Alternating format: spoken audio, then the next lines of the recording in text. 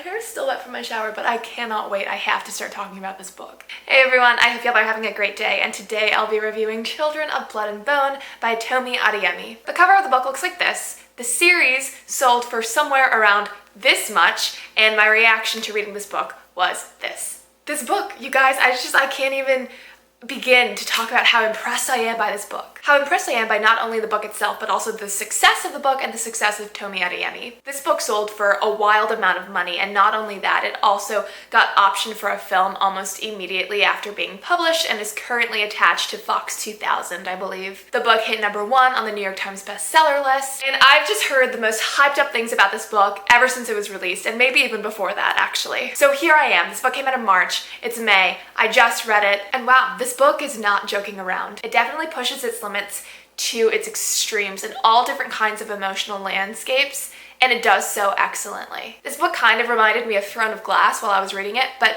I don't want to insult Children of Blood and Bone like that. Also, the sun just changed. That's kind of rude. This book is kind of like An Ember in the Ashes. It's kind of like Percy Jackson. It's kind of like Game of Thrones. It's kind of like Black Panther. It's kind of like a lot of these epic adventures that we know and we love, but it's also nothing like those things at all. The bottom line is that this is the first book in what I know is going to be an epic fantasy series. And I know that because this first book alone was already that. It already felt like it was its own great series. So what is this book even about? It's about a world in which certain people called magi are blessed by the gods and are blessed with certain kind of powers. But the current monarchy in this kingdom, they've done everything in their power to eradicate the magic in this world. People who would have had that magic had magic not been erased from this world are marked with white hair, and they're called diviners. And our main character, Zaylee, is a diviner. And by the way, I don't know if I'm pronouncing anything correctly.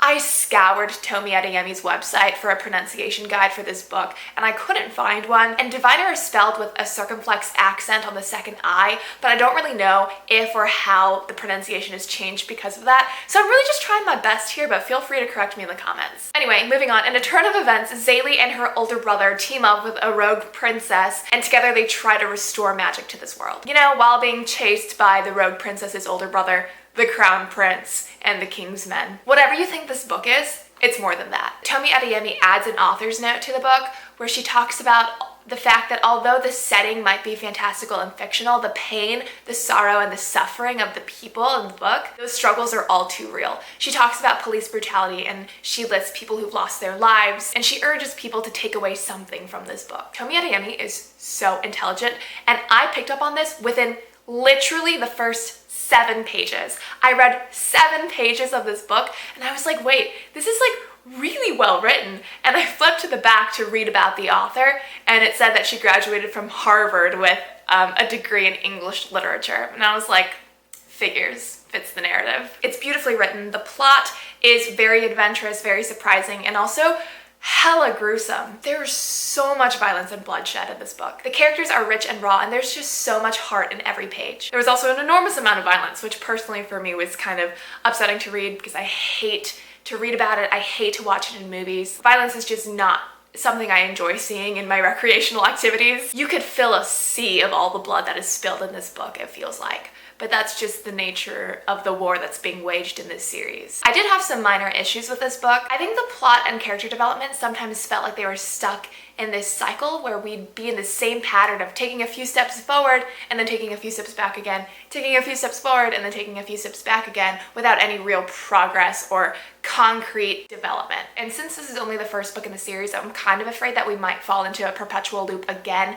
later in the series, but I'm hoping not. Another minor issue I had is that I didn't really care for the romantic plot lines in this book, especially because one of them was complete insta-love. Honestly, I love romance just as much as the next YA reader, but in this book, I honestly feel like it would have worked without it. I also thought that while for the most part this book was excellently written in terms of style, there would occasionally be lines where the tone would oddly be colloquial all of a sudden and then revert back to the original style of the work. Like the writing will be beautiful and sophisticated, and then it might say, "He got up in his face," or "They don't want to mess with me," which, you know, aren't bad phrases in themselves, but they were different than the way the rest of the story was written. Like, these phrases are very modern and contemporary, and the writing, other than those certain times it happened, wasn't really like that. But yeah, other than those few moments, the writing was really beautiful. It's so emotive and precise, and you can really instantly tell that Tomi Adeyemi is a super, super talented writer. Overall, I'm real shook by Children of Blood and Bone. It was epic, it was adventurous, it was thrilling, and it was painful. You've experienced so much reading the first installment of the series alone, which makes me so excited for the next book in the series. Now I'm going to go into a quick spoiler section, so if you haven't read Children of Blood and Bone and you don't want to be spoiled, I'd advise leaving in 3, 2, 1, bye.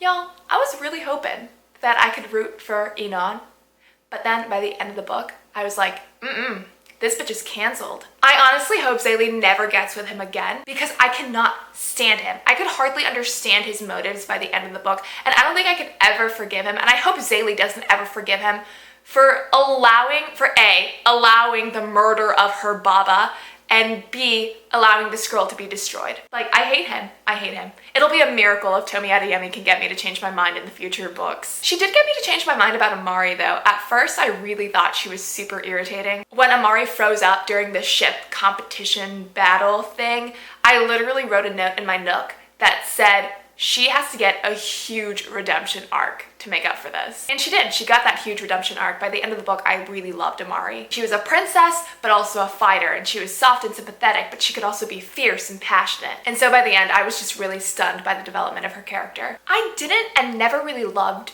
Zane. I want to just call him Zane, but then there's a T in front, so I'm like, is it Zane? You know? Like, how do you pronounce things? I thought he was irritating and wishy-washy. I also thought Inan was wishy-washy, and this is what I was talking about earlier when I felt like we were stuck in a perpetual loop. Inan was like, magic's the worst, and then he was like, oh wait, magic is so beautiful. No, magic is dangerous. Wait, magic is really pretty cool. Just kidding, I have to destroy magic and get rid of it. Like, son, you are giving me whiplash. Zane was less severe about being hot and cold, but he still was to a certain extent, and because of that, I never really liked his character, and I never really cared for his romance with Amari. That being said, I was glad that the romance between him and Amari actually built up, unlike the romance between Zaylee and Inan, which kind of just exploded together within a matter of few hours, it felt like. I was just not really about it.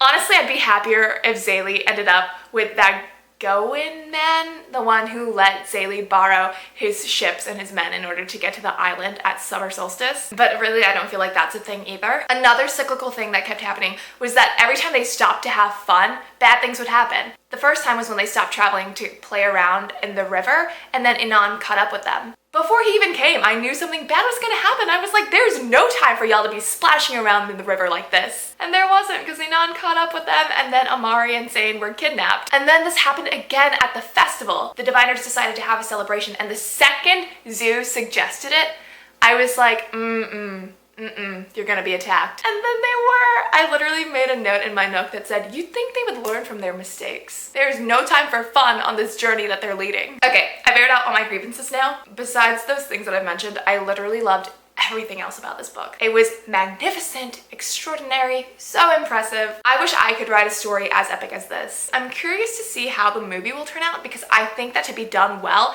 the budget will have to be ginormous, but I'm also so excited to see another epic film with black stars like Black Panther. Okay, yeah, so I love this book. I love this author. I love what the story stands for. Definitely read the author's note if you didn't read it the first time. Please let me know your thoughts on Children of Blood and Bone. I would love to hear them. Thanks so much for watching. I hope you'll have a fantastic day and happy reading. Bye.